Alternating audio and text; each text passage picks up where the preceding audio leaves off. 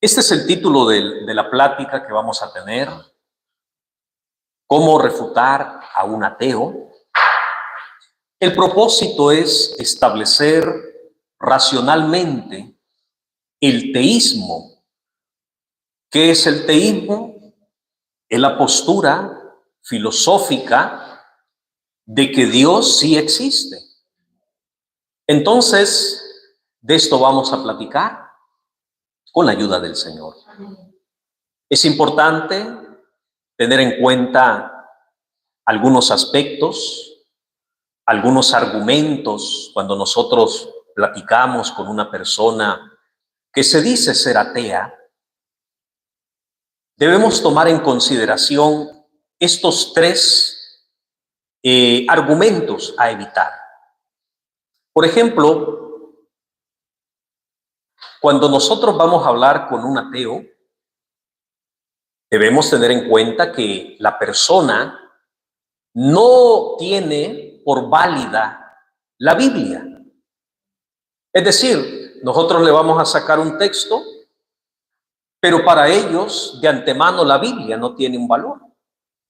Entonces ellos nos dicen: ¿por qué ustedes creen en Dios? Y si nosotros decimos: porque así la Biblia lo dice. ¿O cómo se creó el mundo? Porque así la Biblia lo dice. Para el ateo no es un argumento como válido, porque no cree en la validez de la Biblia. Entonces eso debo de evitarlo. Evitar también el argumento ontológico. ¿Qué quiere decir el argumento ontológico? Es decir, no puedo caer yo en la premisa de que Dios es el techo de todo. Es decir, ¿por qué crees en Dios? Es que Dios lo hizo, ¿qué? Lo hizo todo.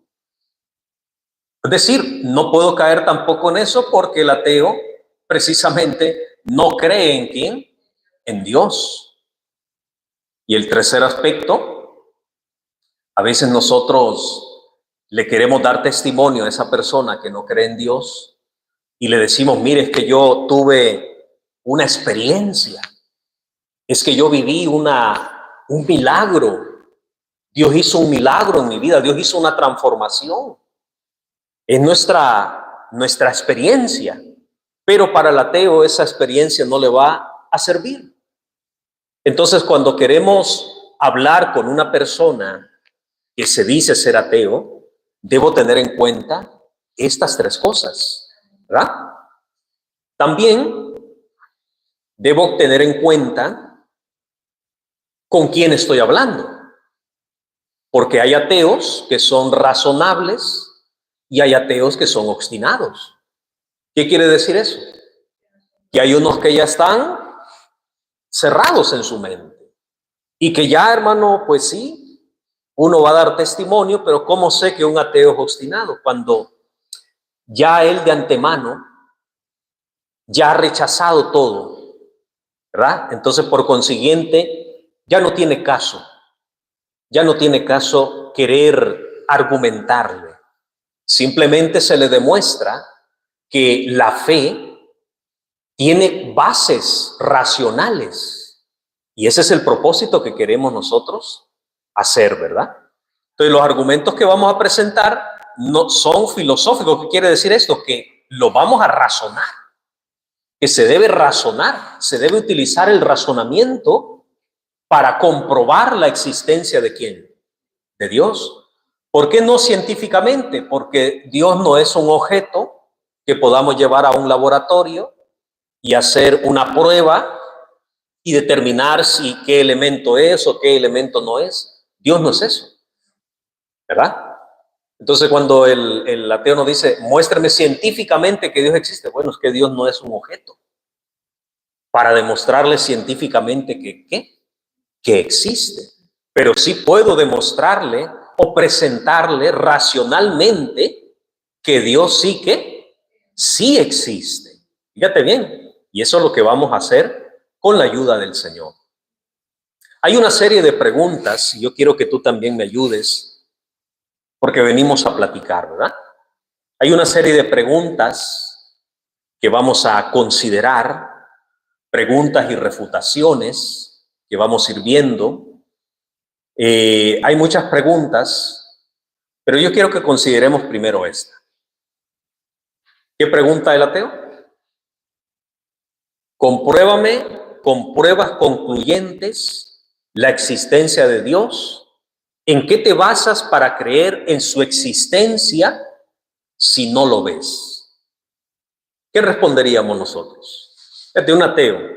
Este ejercicio lo hicimos hace un tiempo, en el otro lugar donde estaba tu hermano, y estas son preguntas que formulan las personas, ¿verdad? Porque se hizo una encuesta de las preguntas y se sacaron un conjunto de preguntas y entre esas estaba esta.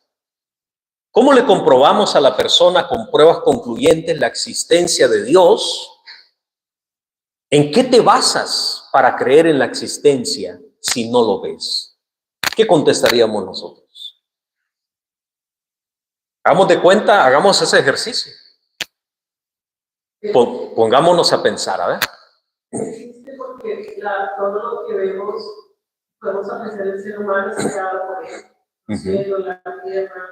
Cuando ellos dicen que no creen en eso, no creen, ellos lo toman como algo científico, ¿no? Que no fue una evolución, pero yo diría que tenemos todo lo que hay y eso es creación, no del hombre, de Dios. Es una base. ¿Qué más? ¿Qué más podríamos decirle? ¿En qué nos basamos para creer en su existencia si no lo vemos? No lo vemos. ¿Lo sentimos? ¿Qué más? Acuérdese que vamos a demostrarle racionalmente, ¿verdad? Es decir, que esa persona, si tú le dices, yo creo en Dios porque lo siento, bueno, los sentimientos son variables, ¿no? Pueden variar, pero el razonamiento nos puede llevar a una conclusión. Cuando se nos presenta esta pregunta, hay muchos argumentos. Hay 5 argumentos para contestar, pero hoy vamos a ver uno nada más. Y es el argumento del movimiento. ¿Qué quiere decir esto? Fíjate que en la antigüedad, eso no es de ahora, en la antigüedad, los grandes filósofos griegos se empezaron ellos a preguntar por qué se mueven las cosas. Es decir, contemplaron los cielos, las nubes, contemplaron todo lo que nos rodea y en todo hay un movimiento. ¿Qué quiere decir que en todo hay un movimiento? El movimiento al que se refiere es que todo lleva, el movimiento es un desgaste. O sea, todo se va, ¿qué? Desgastando. ¿Por qué todo se desgasta? Porque un día comenzó a ser. Si no hubiera un comienzo, no hubiera un ¿qué? Un final. Entonces, aquellos grandes filósofos empezaron a preguntarse ¿por qué se mueve el firmamento? ¿Por qué se mueven las cosas? ¿Por qué se mueven los objetos? ¿Por qué el tiempo se mueve? Empezaron ellos a preguntarse y llegan a la conclusión de que todo tiene un primer movimiento. Fíjate bien, debe haber un ¿qué? Un primer movimiento. Imaginémonos un balón de fútbol nosotros. Ese balón de fútbol está ahí puesto, pero por sí solo no se mueve. Necesita la acción del jugador que lo golpee y esa acción hace que el balón se mueva. Si no hay un primer movimiento, ese balón allí permanece. Entonces ellos empezaron a formular este concepto que se llama el primer motor, así le llamaban ellos. Por eso les pongo ahí en la imagen de una locomotora, ¿verdad? Esa locomotora, decían ellos, imaginémonos que nunca hemos visto una locomotora. Nunca la hemos visto. Pero de repente empieza a pasar y empiezan a pasar vagones y vagones y vagones y vagones y vagones sin fin. Y decían, ¿cómo no dejan de moverse esos vagones? ¿Por qué? ¿Por qué no terminan de qué? De moverse. Entonces llegan a la conclusión que debe haber un primer motor que haya hecho el qué? El movimiento. Pero fíjate bien, pero ese primer motor, a su vez, no tuvo que ser movido por nada, ¿verdad? Porque si no, es una cadena infinita. O sea que siempre hay un inicio de qué? De todo. Pongamos este ejemplo, siempre debe haber alguien que apriete el botón, ¿verdad? Y ese botón desencadena todas las cosas. Pero ese que desencadena todas las cosas, o ese movimiento, debe ser independiente, pensaron estos hombres, los filósofos. Es decir, que ese movimiento no debe depender de otro movimiento, debe ser un primer movimiento que subsiste. Esto es un poco filosófico, ¿verdad? Pero ese primer movimiento debe ser subsistente. ¿Y quién es el único ser subsistente? Es decir, que no depende de otro. Ese es Dios. Es un ser que subsistente, que no depende de otro. Entonces, imaginemos la vida. Ahí hay otra formulación. El hombre dice, ¿cómo se creó todo? ¿Cómo se creó todo? El hombre dice, somos producto de la evolución. Por un meteorito, el Big Bang, se crearon todas las ¿qué? Todas las cosas. Bueno, eso dice el hombre, eso argumenta el hombre, ¿verdad? Pero si nosotros vemos todas las cosas, por ejemplo, estamos aquí y vemos esas bancas, vemos ese televisor, vemos todo lo que nos rodea. Todo lo que nos rodea antes no era así.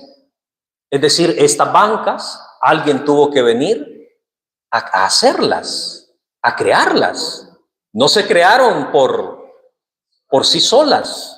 Entonces, todo tiene una causa, ¿sí? O sea, todo tiene un origen. ¿Cuál es el origen de esas bancas? Bueno, si vamos retrocediendo, primero fue un carpintero, un soldador, ¿sí? Pero si retrocedemos más, nos vamos a la madera, el árbol. Y si seguimos retrocediendo más, nos vamos todavía a la semilla. Y si seguimos retrocediendo, nos vamos todavía más allá. Hasta que llegamos a un punto donde debe haber un comienzo. ¿Sí? Debe haber un comienzo. Pero ese que empieza o que da el origen al comienzo está independiente de todas las cosas, ¿verdad? No puede ser dependiente. Entonces, este es un argumento muy importante. Es más, la ley de causalidad se llama. Esa ley es la única ley inviolable de la química y de la física, porque esa ley no puede ser quebrantada. Es decir, todo tiene una causa. Nosotros somos seres causales, seres contingentes, es decir, que dependemos de otros. Estamos aquí, pero ¿por qué estamos aquí? Porque nuestros padres un día se unieron y nos dieron a luz. Y nuestros padres, a su vez, también tuvieron sus ¿qué? Sus padres. Eso se llama ser contingente. Es decir, dependemos de. Ahora, para hacer esa dependencia se necesita alguien que esté fuera de esa dependencia, ¿verdad? Que dé el origen a todas las cosas. Entonces estos hombres, estos filósofos decían, debe haber una fuerza subsistente, algo que esté independiente de todo. Y esa fuerza es El mundo le llama la energía, el cosmos, el universo, la física, ¿verdad? Nosotros sabemos que es ¿quién? Que es nuestro Dios. Un ser subsistente que no depende de nada, ¿verdad? Que está fuera de la creación. Bueno, fíjate esta otra pregunta. Quiero que me ayuden ustedes. Esta es una pregunta real. Dice, más que una pregunta, como un planteamiento, ¿no? Dice, la religión es violenta, irracional, intolerante, invierte en la ignorancia, es hostil hacia el libre pensamiento, desprecia hacia las mujeres, despreciativa hacia las mujeres, ha causado guerras y muertes. La religión fomenta la violencia, las guerras y los conflictos entre las personas. Fíjate, es un argumento ateo, ¿verdad? Dicen, no. La religión ha causado muchas, ¿qué? Muchas muertes. ¿Qué respondemos nosotros ante eso? ¿Qué respondemos? Pero ellos se sacan, mira todas las muertes que hizo la religión. Mira las cruzadas. Mira las guerras santas. Cómo el hombre ha matado en nombre de Dios. Ellos te sacan, ¿verdad? ¿Cómo es posible que Dios permita esas cosas? Por tanto, dicen, la religión es violenta. La religión es irracional. La religión es intolerante. ¿Qué respondemos ante eso nosotros? Pensemos, ayúdenme. No son de hombres, y no son directamente. ¿Cuál es? Hay guerras y todo eso es porque el hombre se separa de nuestro Dios.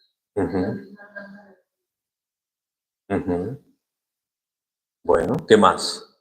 ¿Qué más podemos decir? Eso se presenta en lo que ha hecho el hombre. Es su pensamiento, como Dios ha tomado la escritura, como toman las cosas de Dios, que han utilizado eso para entender, dar paz, dar vida, han hecho todo eso. Bueno.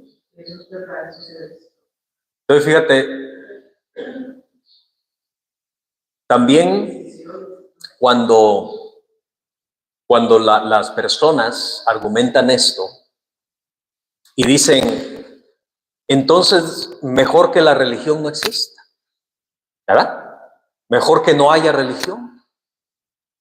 Entonces eso ya se dio eso. Esos pensamientos no son nuevos, son antiguos.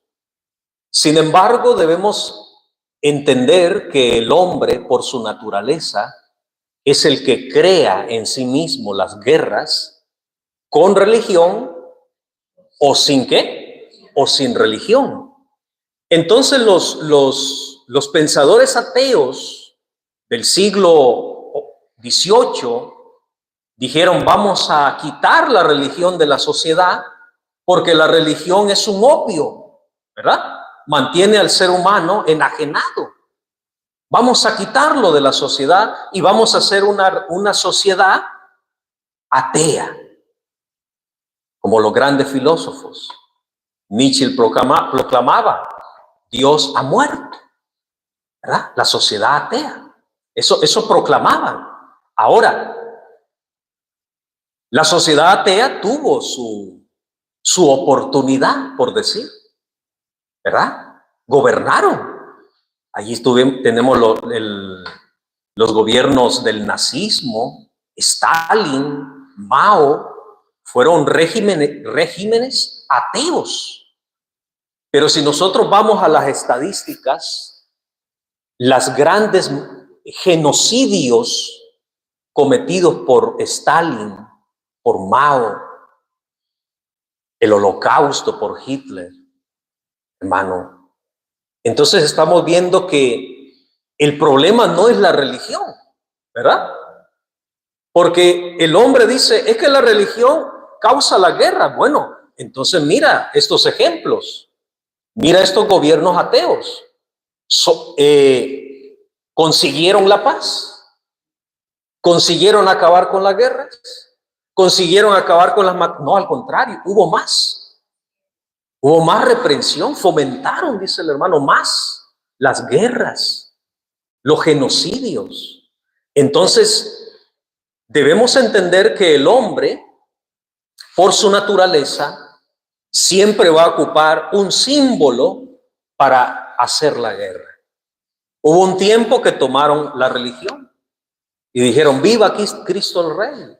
Y tomaron a Dios. Dios no los envió Dios a eso.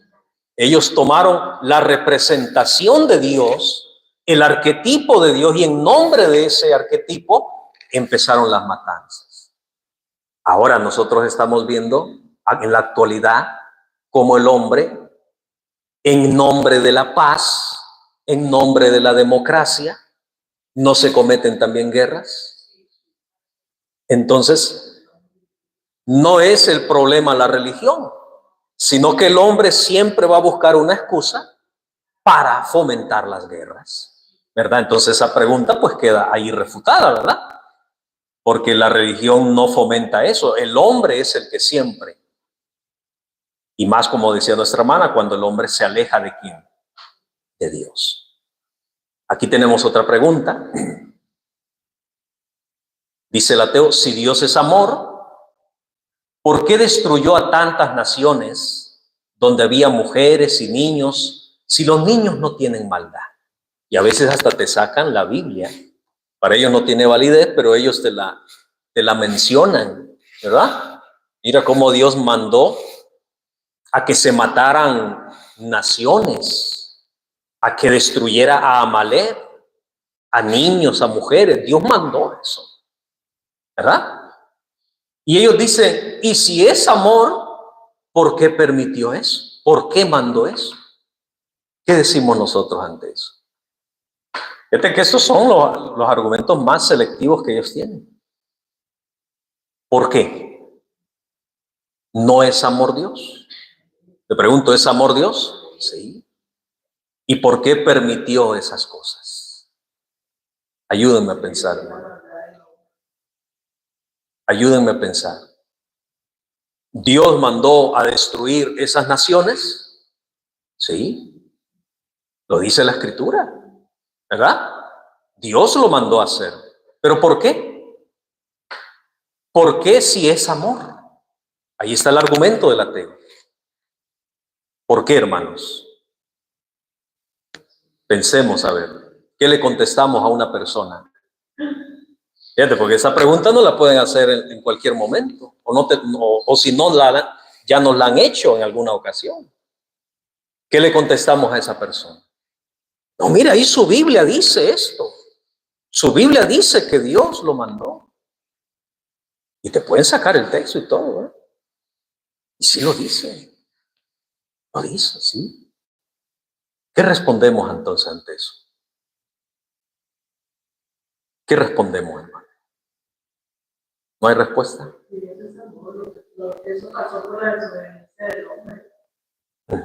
Se ve en toda la historia de la Biblia que Dios ha dado oportunidad al hombre.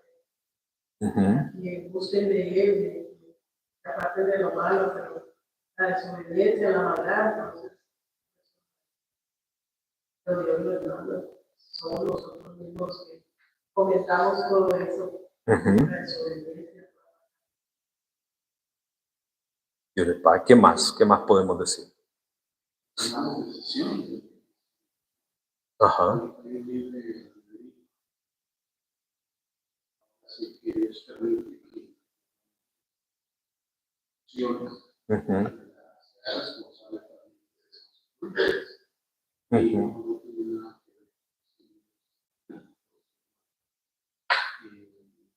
Y esto Dios, nadie que es dirigido, no comete esa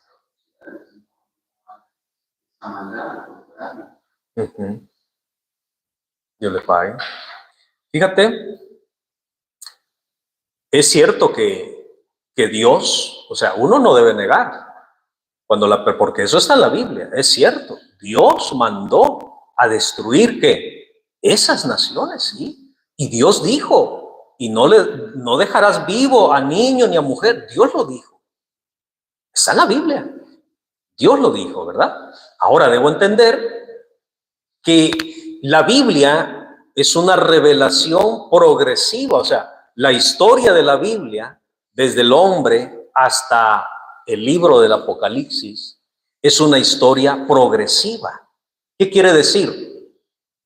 Que Dios ha venido hablando a la humanidad desde el inicio hasta estos tiempos. Pero la conciencia del hombre, la madurez del hombre, no ha sido la misma de la sociedad de 5,000 años atrás a esta sociedad, o cuando vino Cristo, ¿verdad? Entonces, esto es como cuando nosotros le queremos enseñar a nuestro hijo y le queremos explicar cómo se mueven las constelaciones, cómo sale el sol, pero es un niño. No le vamos a utilizar un lenguaje técnico, vamos a tratar de contarle un cuento, vamos a tratar de adaptarlo a su comprensión infantil. Entonces, cuando el hombre humano, cuando el hombre de ese tiempo, que era el hombre bárbaro, el hombre, ¿verdad? Entonces, el lenguaje de Dios y los actos que Dios cometía era de una manera progresiva. Es decir, imaginémonos esto. Le dice Dios a Israel, ojo por ojo y diente por diente. La ley del talión, ¿verdad? Tú me golpeas en la mejilla, ¿yo te qué? Yo te golpeo. Tú me golpeaste, me sacaste un diente, yo te saco el otro diente. La ley. ¿Cómo es posible que un Dios mande eso? Sí. A nuestra mentalidad como sociedad hoy en día decimos, ¿cómo es posible que Dios mande eso?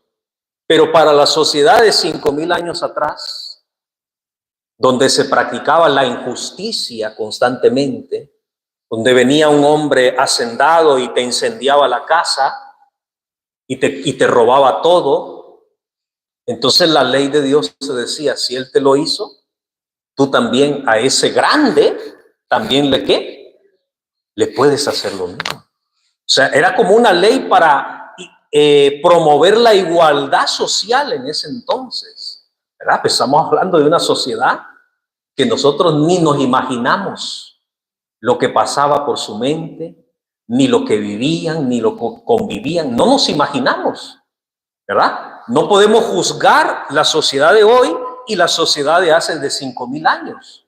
¿Por qué Dios mandó eso hace cuánto?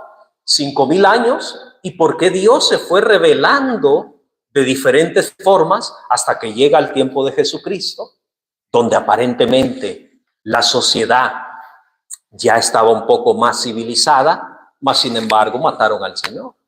Imagínate, ¿verdad? Entonces, la revelación de Dios es progresiva. Cuando el ateo toma ese argumento, simplemente denota su ignorancia para comprender las cosas, ¿verdad? Es como que quisiéramos nosotros vivir con las leyes de hace 5,000 años ahora. ¿Podemos? No podemos. ¿Podemos aplicar todas las leyes de Israel a nuestro tiempo ahora? No podemos. ¿Por qué no podemos? Porque era otra sociedad, ¿verdad? Era otro tiempo. Entonces, así es la historia de la Biblia.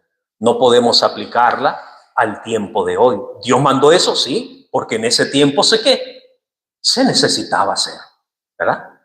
Hoy Dios ya no lo manda, ¿no? Porque ya no sé qué, ya no se necesitaba hacer, ¿verdad? Otra, este que vamos a ver es el argumento más fuerte que ellos tienen, ¿verdad? Es el argumento del mal. Ellos dicen, si Dios creó todas las cosas, ¿por qué creó también el qué? El mal. A ver, ¿Dios creó el mal? ¿Sí? ¿Dios crea el mal? Fíjate el argumento. Si Dios creó todas las cosas, ¿por qué creó también el mal. ¿Qué es el mal? Fíjate que este es el argumento donde el ateo agarra más fuerza, ¿verdad? El mal, la injusticia, o sea, y esto viene de una paradoja de Epicuro que dice, Dios dice, o que desea, si Dios desea eliminar los males y no puede, o Él es capaz y no está dispuesto, o Él no está dispuesto ni es capaz, o Él está dispuesto y es capaz. Es decir, esta paradoja quiere o demostrar aparentemente, no lo hace, pero quiere demostrar aparentemente, de que Dios permite el mal, ¿verdad? Es decir, si es todopoderoso, ¿por qué no acaba con el mal? Y si no puede acabar con el mal, es porque no es todopoderoso. O si no es todopoderoso y no es todo bondadoso, ¿por qué no acaba con el mal? O no se compadece del mal, del que sufre. Si no acaba con el mal es porque no se compadece del que sufre, por consiguiente, dicen ellos, no es bondadoso. Fíjate cómo es como un enredo que quieren hacer ellos, ¿verdad? Pero, para resumirlo, ¿cómo respondemos ante esto? Si Dios creó todas las cosas, ¿por qué creó el mal? ¿Por qué creó el mal?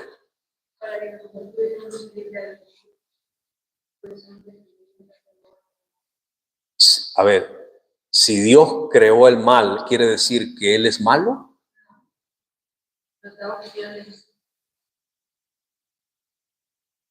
Pero es el mal. ¿Qué es el mal? ¿Qué es la maldad? No es el hombre que abusa de los niños, no son las guerras, no son las pestes, no son las hambres, no son las injusticias. ¿Por qué Dios permite todo eso? O sea, si Él es todopoderoso, ¿por qué no acaba con eso? ¿O no se da cuenta del niño que ahorita está siendo golpeado? ¿Y por qué no lo detiene? Fíjate, ahí es el argumento ateo. ¿Por qué no lo detiene? ¿No es todopoderoso? ¿No puede detener al ladrón que va a matar al inocente?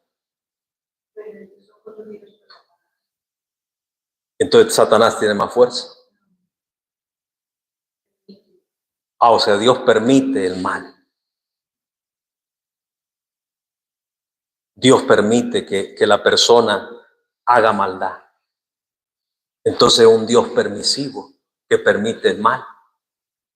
Entonces ese es el argumento más fuerte del ateísmo, ¿verdad? Pero bueno, ese argumento podemos nosotros enfocarlo en tres partes, ¿verdad? Porque el problema del mal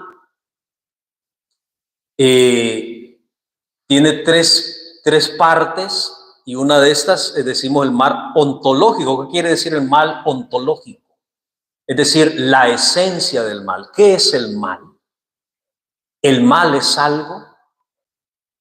Es decir, ¿el mal es algo en sí mismo? Eso es ontológico, es decir, que tiene ser. El mal tiene razón de ser. Entonces, debemos preguntarnos primero, ¿qué es el mal, no? Aquellos filósofos decían que el mal es la ausencia del bien, decían ellos. Es decir, la ausencia del ser. Por consiguiente, el mal postulaban que no tiene ser. ¿Qué quiere decir eso? Que Dios creó los planetas, ¿verdad? Los planetas son algo.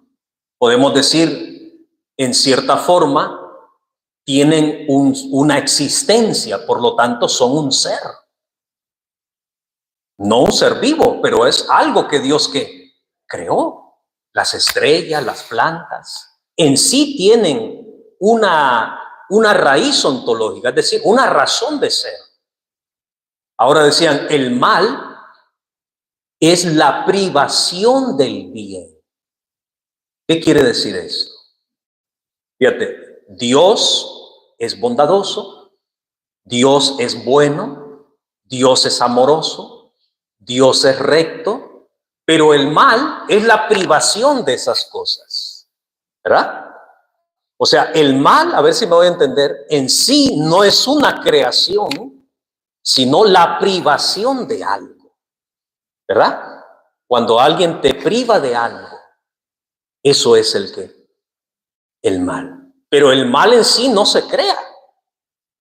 El mal en sí simplemente es la privación de hacer lo bueno. No dice la Escritura, el que sabe hacer lo bueno y no lo hace, ¿le es qué? ¿Por qué? Porque se priva de qué? De hacer el bien. Fíjate, no está haciendo nada en sí. El mal no es no hacer nada en sí. El mal está en privarme de hacer el qué? El bien. Entonces, ahí hay un ejemplo que ponían, por ejemplo, el frío. Dicen los físicos, ahorita sentimos frío, pero dicen que el frío en realidad es como el mal, ¿verdad? El frío es como el mal. No es ontológicamente un ser, simplemente es la privación del calor. Igual la oscuridad, ¿verdad? La oscuridad no es una creación. La oscuridad es la ausencia de la ¿qué? De la luz. Hubo un experimento que se hizo con el prisma de Newton, en el cual él convertía o desplegaba los rayos de las luces, el haz de luz, y lo estudian con el prisma de Newton, y estudiaban los componentes de la luz. Pero decía él que con la oscuridad no se puede hacer nada, porque en sí no es nada. O sea, la oscuridad no es ¿qué? No es nada. O sea, no tiene componentes. Simplemente es la ausencia de la luz. Igual el mal, cuando el ateo te dice eso, decimos que no le vamos a responder con la Biblia, le vamos a responder racionalmente. O sea, cuando el ateo me dice que Dios creó el mal, yo no le tengo que decir, sí, Dios creó el mal. No. Debemos decirle, ¿qué es el mal para ti? ¿Verdad? O sea, ¿qué es el qué? ¿Qué significa el mal para ti?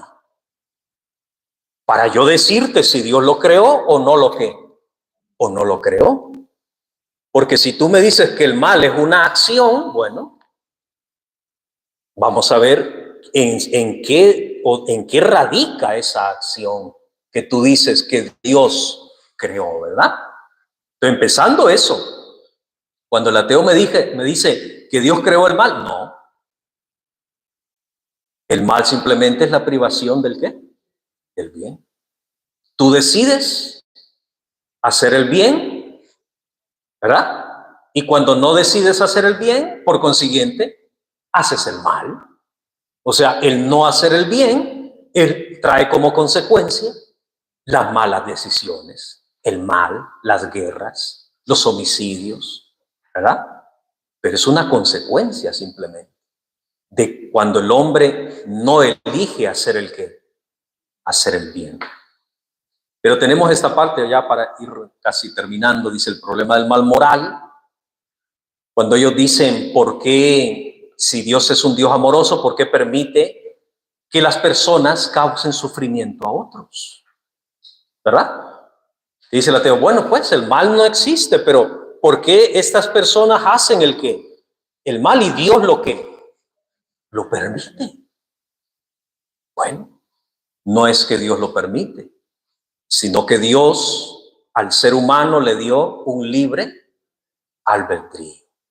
Dicen ellos, ¿por qué no interviene Dios en cada acción mala?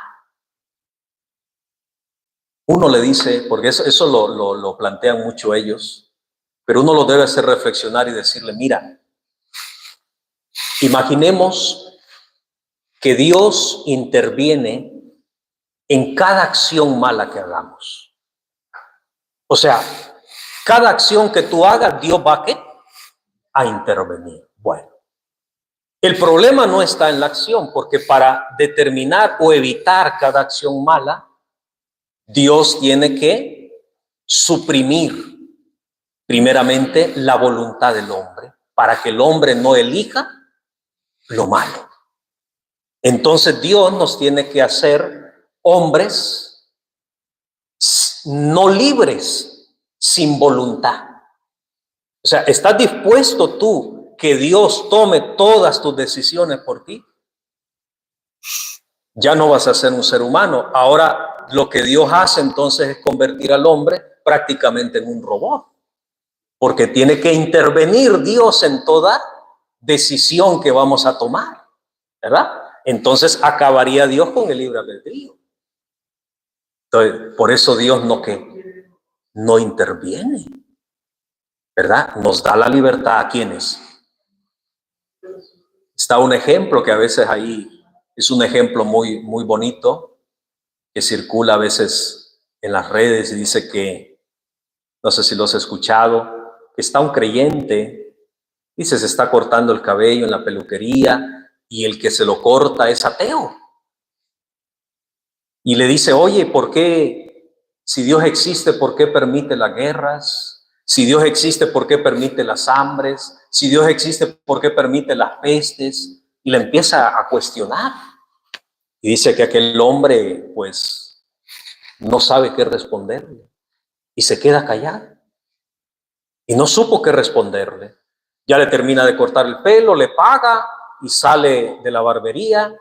Y cuando sale, dice, ve en la esquina a un hombre con su cabello largo, descuidado, su barba larga, todo sucio, descuidado completamente. Y aquel hombre lo queda viendo y vuelve a entrar a la barbería y le dice, oye, los barberos no existen. ¿Cómo? Le dice, si yo soy un ¿qué? Yo soy un barbero. No, no existen. Porque si existieran, mira aquel hombre que está allá, ¿cómo está? Todo descuidado, su cabello, su barba larga, su pelo largo, descuidado. Los barberos, por consiguiente, no existen. No, le dice. Lo que pasa es que ese hombre, si viniera aquí a mi barbería, yo le cortaría su cabello y le arreglaría su barba. De igual manera, Dios existe, le dice. Pero el hombre, si el hombre fuera a quién, a buscarle a él, no habrían guerras, no habrían pestes, no habrían hambre, no habría todo eso.